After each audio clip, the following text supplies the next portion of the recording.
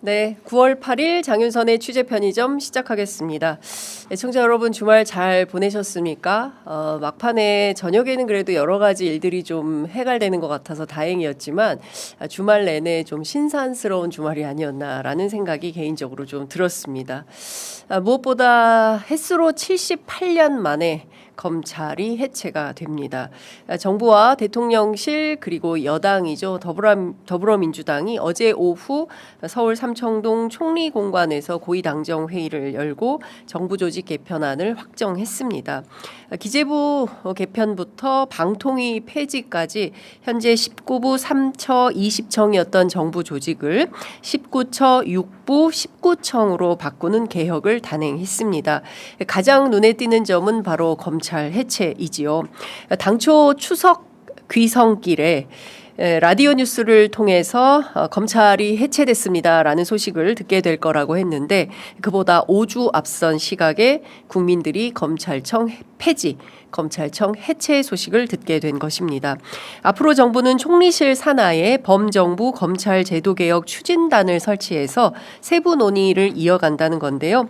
악마는 디테일에 있기 때문에 혹여 발생할지 모르는 검찰개혁 흔들기에 취재 편의점은 촉각을 곤두세우고 감시 또 감시 견제 비판 보도하겠습니다. 그리고 두 번째는 주말 사이에 다들 깜짝 놀랐을 것입니다. 정말 너무나 다행인 것은 국제사회 유례가 없다고 합니다. 사흘 만에 우리 정부의 협상력으로 미국 조지아주 서베너에 구금되어 있던 한국 노동자들이 다시 한국으로 돌아오게 됐습니다. 아마도 수요일에는 전세기를 통해서 한국으로 귀국할 예정인 것으로 보이는데요. 대통령실은 어제 오후 7시 31분 기자실 공지를 통해서 구금된 근로자들에 대한 석방 교섭은 마무리가 되었다. 그리고 미국 안에서의 행정 절차가 마무리되는 대로 전세기를 통해서 국민을 모시러 출발할 예정이다. 이렇게 밝혔습니다. 너무 다행이지만 주말 사이 많은 국민들께서 상당히 큰 걱정을 하셨을 줄로 압니다. 서베너 현지에 설립된 우리 기업 노동자들이 사실 우리가 투자한 기업이거든요. 불법 체류 단속에 걸려서 소니 케이블 타이 그다음에 뭐 쇠사슬 그리고 수갑 이런 걸로 묶인 채로 체포되어서 끌려가는 영상은 그야말로 충격 그 자체였지요. 무엇보다 너무나 자존심 상하는 영상이었던 건데요. 세계 10위권 경제대국 그리고 미국이 원해서 저희 기업들이 한국 기업들이 투자를 했던 거고 뭐 많은 보도가 나왔지만 아시는 것처럼 이게 일은 해야 되고 비자는 풀리지 않고 이런 엇박자를 사실은 미국 당국이 먼저 적극적으로 해결해 주어야 하는데 그러지 못한 점에 대한 문제가 상당히 심각한 거 아니겠습니까? 오늘 아침 방금 전해진 트럼프는 현대자동차 문제로 심각해질 거 없다. 한미 양국은 관계가 돈독하다. 이런 주장을 했는데요. 지금 이게 립 서비스로 끝날 문제가 아니죠. 이 비자 문제와 관련해서는 특별 협정이 아니고서야 이거 곤란한 상황 아니냐. 일하러 갔다가 이게 손발이 묶이는 상황이 된다? 이렇게 되면 우리가 투자할 수 없는 거 아니겠습니까? 이거 미국에 강력하게 문제 제기를 해야 되고 우리가 주체로서 투자하는 나라의 국가로서 제대로 된 대접을 받고 일을 할 수 있는 환경과 조건을 만드는 게 우리 정부가 적극적으로 노력해야 될 바이다. 라고 말씀을 좀 드리겠습니다. 관련해서 좀 더 상세한 내용은 좀 더 보도해 드리도록 하겠습니다. 조국혁신당 지도부가 전원 사퇴하고 비대위 체제로 전환합니다. 지난 금요일 취재 편의점 직접 출연했던 강미정 전 대변인 인터뷰를 통해서도 어떤 혁신 과제 필요한지 많이 살펴봤는데요. 내부 어떤 입장 오가는지 저희 취재한 내용 전달하도록 하겠습니다. 이재명 대통령이 그 유명한 관봉권 5천만 원 관봉 아시죠? 건진법사 쌀통에서 발견된 관봉권입니다. 이 띠지 분실 사건에 대해서 상설특검을 검토하라는 지시를 정성호 법무부 장관에게 내렸습니다. 무엇보다 지난 금요일 국회 법사위에 출석했던 두 검찰 수사관의 주장은 도저히 사실로 믿기 어려운 지경이다. 검찰이 왜 해체되어야 하는지 그 종지부를 두 검찰 수사관이 찍었다. 이런 보도까지 나오고 있는 상황입니다. 당시 이 사건 상당히 세심하게 따져 물었던 서용고 의원, 저희가 잠시 후에 스튜디오에 모셔서 상세한 말씀 들어보도록 하겠습니다. 백혜룡 경정은 이날 윤석열 김건희 정권이 내란의 운영 준비 자금으로 마약 독점 사업을 했다고 확신한다라고 밝혔는데요. 상당히 큰 논란이 되고 있습니다. 뿐만 아니라 KH그룹 조경식 부회장과 권성동 의원 간의 전화통화 내역 저희가 이미 보도해드린 바 있죠. 이 자리에서 48억 요구한 바 있는데요. 뿐만 아니라 쌍방울 대북 사업은 이재명 당시 경기지사와 관계가 없다. 그리고 검찰이 쪼면 회유당할 수밖에 없고 이재명을 엮자 이런 회유가 있었다고 폭로했습니다. 현재 보도 내용이 넘쳐나고 있지만 때로는 가르마를 타고 분명하게 그리고 또 구체적으로 이 보도가 지금 왜 나왔는가 살펴볼 필요가 있어서 오늘은 조금 정돈된 분석을 해드리려고 합니다. 자, 첫 번째 소식 함께 만나보겠습니다.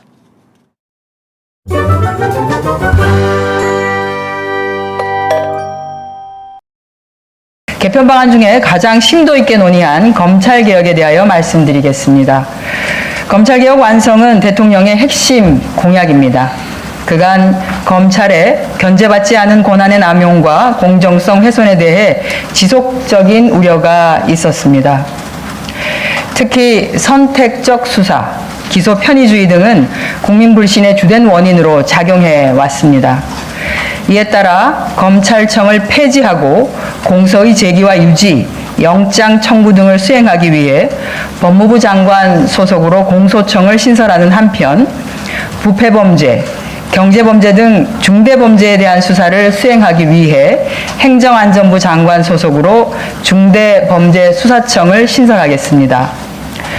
보다 구체적인 검찰개혁 방안을 위해 국무총리실 산하 범정부 검찰개혁 추진단을 구성하고 이후 당정대의 긴밀한 협의를 거쳐 빠른 시일 내에 안을 마련하도록 하겠습니다.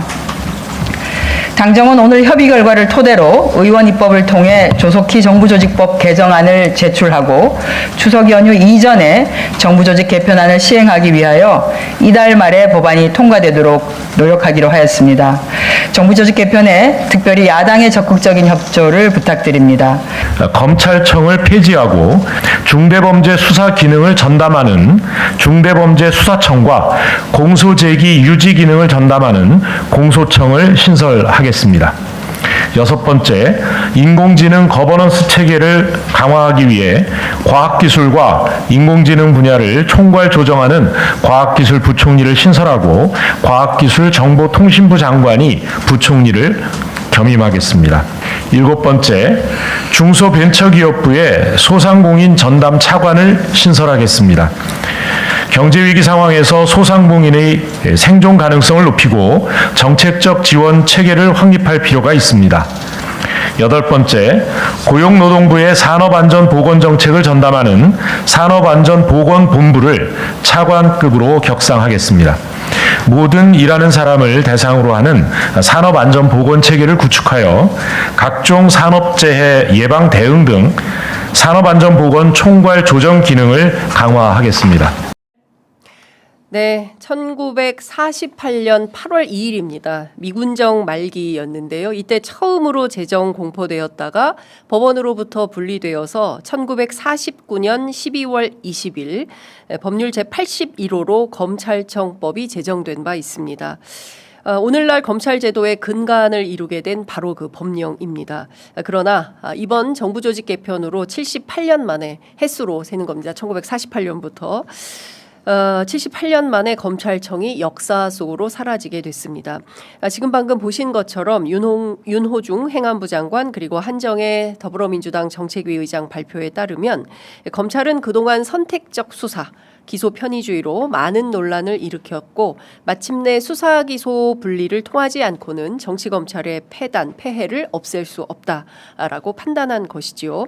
실제 시행은 1년간 유예하기로 했지만 그 사이 또 다른 어떤 논란이 벌어지지 않을지 국민들 사이에서 걱정이 많은 것도 사실입니다. 저희 지금 댓글창에도 도대체 왜 1년을 유예하는 것이냐, 즉각 시행하라, 이런 비판글이 많이 올라오고 있는데요. 잠시 후에 윤호중 행안부 장관 직접 출연하십니다. 윤호중 장관 통해서 왜 이런 정책을 정한 것인지에 대해서 직접 여쭈어보도록 하겠습니다. 1954년 형사소송법이 만들어지고 71년 동안 유지돼 왔던 검찰 중심의 형사사법 시스템이 격변을 예고하고 있는 것입니다. 앞으로 검찰청이 사라지고 법무부의 공소청, 그리고 행안부의 중수청이 생긴다면 어떻게 변화될까요? 지금 많은 걱정은 이것입니다. 행안부 비대화이지요. 어떤 권력기관도 무소불위의 괴물이 되어서는 않도록 아주 분명한 시민 통제 시스템을 구축하는 것이 가장 중요하다라는 것이 많은 분들의 공통된 인식인 것 같습니다. 관련해서도 잠시 후에 나오실 윤호중 장관을 통해서 상세히 여쭤보도록 하겠습니다. 정부 개편, 정부 조직 개편에 대해서는 윤호중 장관 통해서 여쭤보도록 하고요. 저희는 빠르게 다음 소식으로 넘어가겠습니다.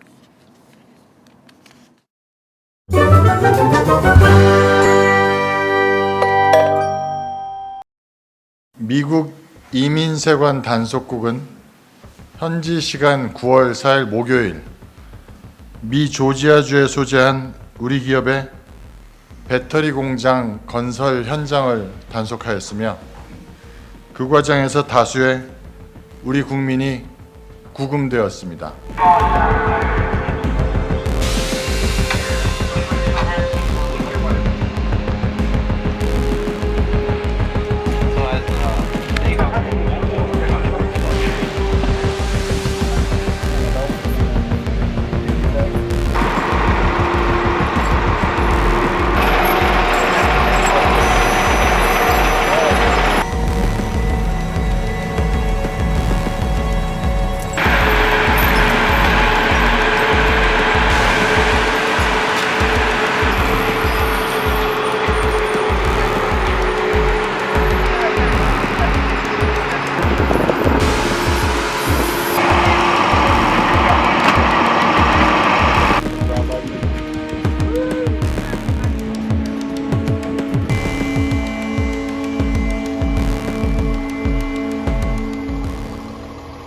국민 여러분께서 걱정이 많으셨습니다만 정부 부처와 경제단체, 기업이 한마음으로 신속하게 대응한 결과 구금되어 있는 근로자들의 석방교섭이 마무리되었습니다. 다만 행정 절차만 남아있고 이 행정 절차가 마무리되는 대로 전세기가 우리 국민 여러분을 모시러 출발합니다. 국민 여러분들이 안전하게 돌아올 때까지 대한민국 정부는 긴장의 끈을 놓지 않고 책임있게 대응하겠습니다. 다시 봐도 너무나 충격 그 자체입니다. 정말 다행인 것은 국제사회에 유례가 없다고 합니다. 사흘 만에 협상을 통해서 우리 국민 전원에 대해서 자진 귀국 조처 결정을 내린 건데요. 제가 이제 미국 현지 연결해서 저희들이 이제 잠시 후에 현지 한인 회장님 직접 연결해서 전화 인터뷰를 해볼 텐데요. 지역사회가 지금 들끓고 있다고 합니다. 이제 관련된 내용 하나하나 말씀을 좀 드리도록 하겠습니다. 다 떠나서 이 지역은 2022년, 바이든 당시 미국 대통령이 제조업 일자리 창출의 최대 치적으로 자랑했던 바로 그 공장입니다. 당시 영상 잠깐 볼 수 있습니까? 네. 정의선 당시 현대차 회장과 바이든 대통령이 서로 협약을 맺었던 장면이 있는데요. 그 그림도 잠깐 보겠습니다.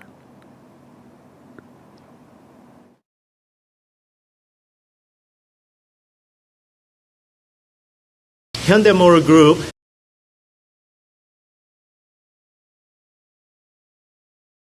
화면이 잠깐 아이고, 저희가 방송에 잠깐 여러분들께 시청에 불편을 드려서 너무나 송구합니다. 그냥 제가 쭉 설명을 좀 드리도록 하지요. 일단 당시 바이든은 미국 제조업에 100억 달러 이상의 신규 투자를 발표하게 돼서 매우 기쁘다, 이런 입장을 밝히면서 서베너 인근에 새로 공장을 설립하는데 55억 달러가 투자가 되고 이 투자로 미국 안에 무려 8,000개 이상의 일자리가 창출될 거라고 한껏 기대를 밝혔습니다. 이것은 윤석열 정권 때 일이죠. 이재명 정부가 추진했던 일이 아닙니다. 그럼에도 불구하고 개혁신당은 이재명 정부를 겨냥해서 700조나 퍼주고 돌아온 곳은 쇠사슬 굴욕이냐 이렇게 비난을 하고 있는데요. 지금 이 사태가 현 정부만을 겨냥해서 비난한다고 해서 해결될 문제인지 이 정치권이 그렇게 상대방에 대해서 비난만 한다고 되는 것인지 대안이 있는 비판을 해야 되는 것은 아닌지 여쭙지 않을 수 없다라는 생각이 좀 듭니다. 무엇보다 이 사건은 미국 국내 정치적 요소를 살펴봐야 한다는 것이 다수 분석입니다. 이 사건 처음 당국에 신고했다는 당사자는 미국 조지아주 정치인 토리 브레넘이라는 사람입니다.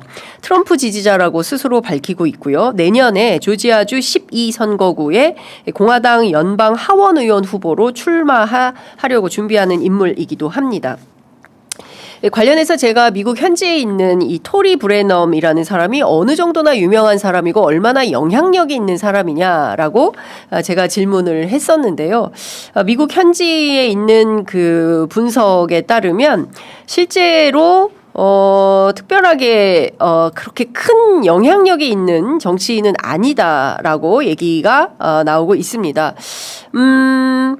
그냥 이름 없는 군소 후보입니다. 이런 분석이 나오고요. 자기 PR 차원에서 한 집 같다라는 분석도 나옵니다. 본인이 출마해야 되는데 출마에 동인이 없으니까 한국 공장에 불법 체류자들이 있다라고 신고를 해서 이 사건을 사건화했다. 그리고 유명해졌다. 뭐 본인의 그 페이스북에도 상당히 많은 댓글이 달렸는데 악성 댓글이 달리고 있다고 하죠. 당신 때문에 당신의 신고로 이 공장이 투자가 멈추고 공장 건립이 멈춘다면 그거 당신 책임질 수 있겠냐. 최소 8,500명 이상의 노동자들의 일자리를 얻게 되는데 그 자체를 망친 게 당신 아니냐라고 토리 브레넘을 향한 비난이 솟구치자 그의 딸까지 나서서 비난을 멈춰달라라고 요구하고 있다고 하는데요. 중요한 것은 이 사건의 본질이 거기 있다는 것이 아닙니다. 이 비자 문제에 있는 것입니다. 일은 하라고 해놓고 비자를 주지 않아서 엇박자가 나는 상황을 사실은 미국의 행정당국이 풀었어야 되는 것이지 우리 측 기업이나 우리 측 노동자들이나 우리 정부의 문제가 아니라는 겁니다. 그런데 이것을 국내 보수 정치권이나 국내 보수 언론들은 오히려 잘못 방향을 돌리고 있다라는 분석을 드릴 수밖에 없습니다. 자, 이 정치인 한국 언론과 이런 얘기를 했어요. 세제 혜택을 줬지만 한국 기업들이 조지아 주민을 거의 고용하지 않았다. 미국인이 아닌 저임금 불법 이민자를 다수 고용하는 것은 지역 경제에 대한 기여가 아니다라고 주장을 했다는 건데요.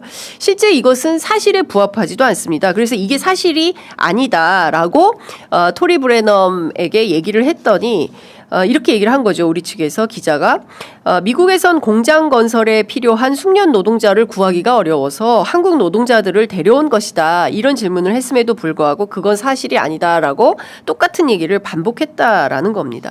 또 하나 주목해서 봐야 되는 것은 조지아주라는 곳의 국내, 그러니까 미국 정치의 조건이 어떠한가 봐야 되는데요. 2000년에는 공화당, 2020년에는 민주당, 그리고 지난 대선 때는 다시 트럼프 이렇게 왔다 갔다 하는 지역입니다. 이른바 미국 대통령 선거의 승패를 쥐는 핵심 경합주다라는 것이죠. 따라서 트럼프 입장에서는 그리고 또 공화당 입장에서는 이 지역을 내년에 중간선거 있지 않습니까? 실제로 하원 전체 14명 가운데 9명이 공화당이고요. 상원 2명은 모두 민주당이기 때문에 어떻게 해서든 이 의석수를 가져오려면 공화당에게 유리한 조건과 환경을 만들기 위해서 자기 정치 차원에서 이런 해프닝을 벌인 거 아니냐라는 비판도 실제 존재한다는 것입니다. 관련해서 민주당 소속인 샘박 조지아주 하원 의원은 이번 단속에 대해서 이런 얘기를 합니다. 정치적 동기가 있는 공격이다. 이런 주장을 하고 있지요. 관련해서 저희들이 또 하나 시민사회단체의 입장도 확인을 했는데요. 조지아주 전역의 이민자 권리 및 사회정의단체들이 기자회견을 열었습니다. 서베너 인근 현대차와 LG에너지 솔루션 공장에서 벌어진 이민 단속국 대규모 단속에 대해서 강력한 우려를 표한 것인데요. 대낮 급습으로 475명의 노동자들이 강제로 연행 구금되었는데 이 사건은 단발적 사건이 아닌 최근 빈번해진 표적 단속의 일환이다라고 비판을 하고 있습니다. 학교, 공항, 직장 직장, 이웃마을에서까지 마치 사람들을 납치하듯이 끌고 가는 정부기관의 행태는 어떠한 감독이나 책임도 따르지 않고 있다라고 비판하면서 이것은 단순히 개인의 문제가 아니라 최소 475개의 가정이 무너진 것이고 한 지역사회의 토대가 흔들린 사건이다. 이렇게 비판을 하고 있습니다. 뿐만 아니라 지난 주말 사이에 상당히 보도가 많이 나왔지만 이 지금 한국 사람들이 구금되어 있는 IC 수용소는 비인도적인 환경과 인권 침해 사례로 지적된 바 있고요. 인권과 그리고 안전에 심각한 위협이 있는 곳이다라고 지적이 된 곳이기도 합니다. 벌레, 곰팡이, 물이 안 내려가는 화장실, 여러 언론을 JTBC 언론을 통해서도 보도가 됐는데 수감된 인원들이 한국 언론이다라고 하니까 no food, 또 no water, 물도 없고 먹을 것도 없다. 이제 이런 우리의 처참한 인권 현장 상황을 알려달라라고 얘기한 걸 여러분들 보셨을 텐데요. 그 정도인 곳에 우리 교민들이 왜 끌려가서, 우리 노동자들이 왜 끌려가서 이 고생을 당하는가? 핵심은 비자에 있습니다. B1 비자라고요. 단기 상용 비자를 내서 가려면 100일이 걸린다는 거예요. 그것도 4명 중에 1명이 통과될까 말까 하고 리젝되는 비율은 27.8%라고 합니다. 그러니까 이거 기다려가지고 일하러 가려면 하세월입니다. 그러니까 일단 단기 출장 관광이 가능한 이스타 비자를 끊어서 가는 거죠. 이게 사실상 90일짜리 취업 비자에 해당한다. 이렇게 볼 수 있는 건데요. 중요한 것은 비자의 종류가 굉장히 많지만 한국인 전용 취업 비자, E4 비자를 우리가 계속 요구하고 있는데 미측이 이거를 안 내놓고 있는 겁니다. 현재 호주는 1,500명, 그리고 싱가포르는 5,400명, 칠레는 1,400명인데 우리는 이걸 내주지 않고 있습니다. 투자해라, 미국에 공장을 지어라, 일자리를 창출해라, 요구는 하면서 비자는 안 주면 그럼 어떻게 하라는 겁니까? 네, 이 엇박자를 트럼프 행정부가 정확하게 보고 행정명령을 내려야 되지 않을까 싶고요. 이것은 우리뿐만 아닙니다. 일본도 같은 상황이다. 우리도 비자를 내주지 않는다라고 하는데요. 반드시 확실한 해법을 마련해야 된다라는 생각이 좀 듭니다. 미국 조지아주에서 오랫동안 한인회 업무를 담당했던 김형률 회장은 지난 주말 저희 취재 편의점과의 통화에서 바로 한국행 티켓을 끊어야 된다. 자진 출국 이외에 다른 대안은 없고 미국에서 추방되는 형식은 안 된다라고 주장을 했는데요. 그 이유는 추방 형식이 되면 다시는 미국 땅을 밟기가 어렵다고 하죠. 5년 안에 다시 미국에 갈 수가 없게 된다. 이런 불이익을 감수하게 해서는 안 된다라는 건데 정말 다행인 것은 우리 정부의 노력으로 사흘 만에 전세기를 통해서 귀국할 수 있게 되는 건데요. 대한민국 OECD 11대 경제대국입니다. 세계적으로 국방력 6위권의 국가입니다. 이런 국가의 임직원들이, 그것도 대기업 임직원들이, 물론 하청업체 기업의 노동자들이 이런 취급을 받는다는 것은 납득하기 어렵고 국민들의 자존감에도 매우 큰 상처를 내는 일이 아닌가 싶습니다. 관련해서 빠른 해결이 필요하다라는 말씀 좀 드리겠습니다. 다음 이슈 서둘러 가보겠습니다.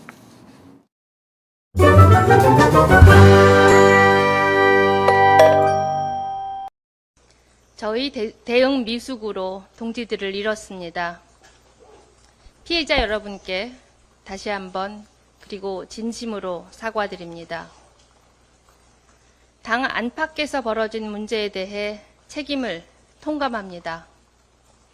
저는 오늘 대표 권한대행직에서 물러남으로써 그 책임을 다하겠습니다.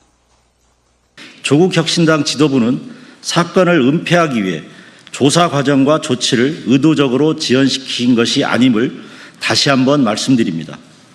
성비위 사건의 노펌 선정 및 괴롭힘 사건의 외부 농무법인의 재조사, 외부 인사를 중심으로 한 위원회 구성 등 피해자들의 요청 수용과 공정성을 기하기 위해 최선의 노력을 했습니다. 당이 부족하고 서툴렀던 것이지 은폐와 회피가 아니었다는 점을 꼭 말씀드리고 싶습니다.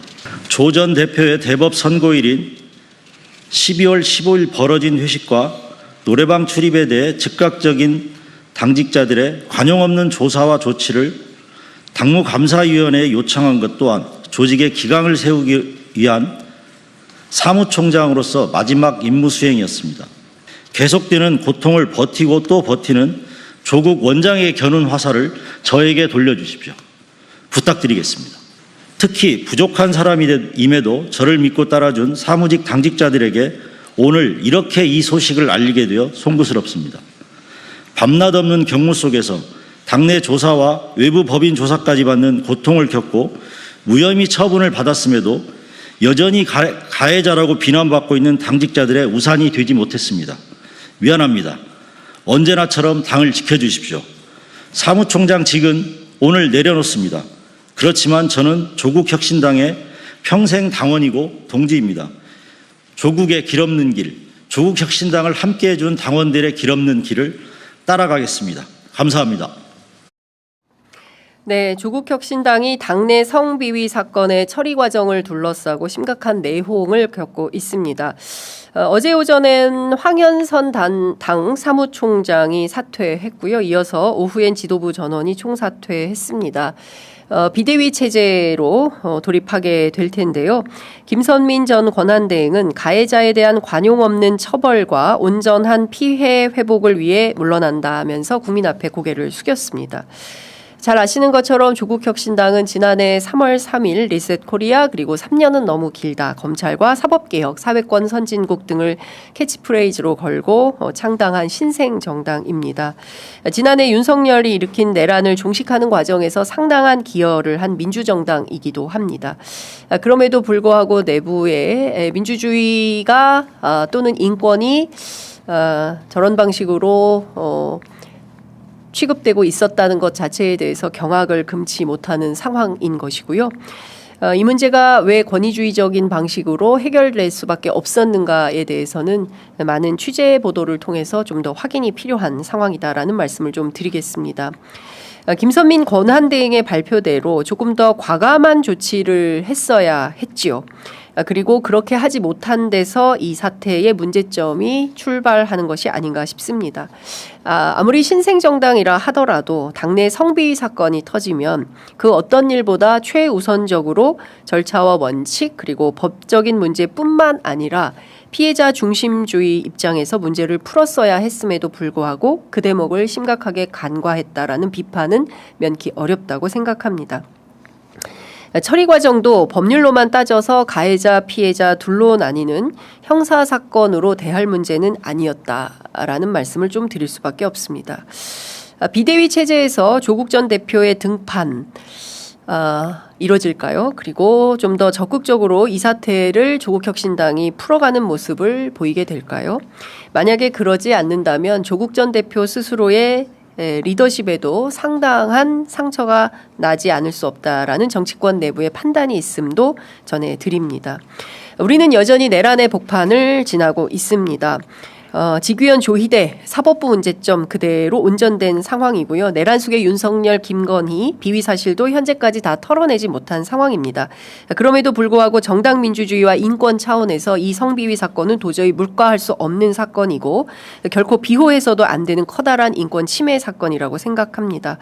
앞으로 이 사건 어떻게 진행되는지 취재 편의점 지켜보고 명징하게 보도하도록 하겠습니다. 오늘 퀵배송은 여기까지 하겠습니다.